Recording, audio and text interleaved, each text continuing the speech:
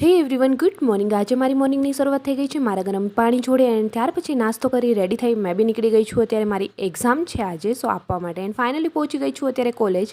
સો exam આપી and ફરી મેં અત્યારે નીકળી ગઈ છું એન્ડ રસ્તામાં મારી ફ્રેન્ડ જ મને લેવા આવી ગઈ છે એન્ડ જોડે જોડે જમવાનું પાર્સલ બી લઈને આવી ગઈ છે। સો સૌથી પહેલાં અત્યારે અમે લોકો જમી લઈશું એન્ડ ત્યાર પછી આજે છે સેટરડે, સો અમે લોકો પહોંચી ગયા પીપળાના પાંદ લેવા માટે।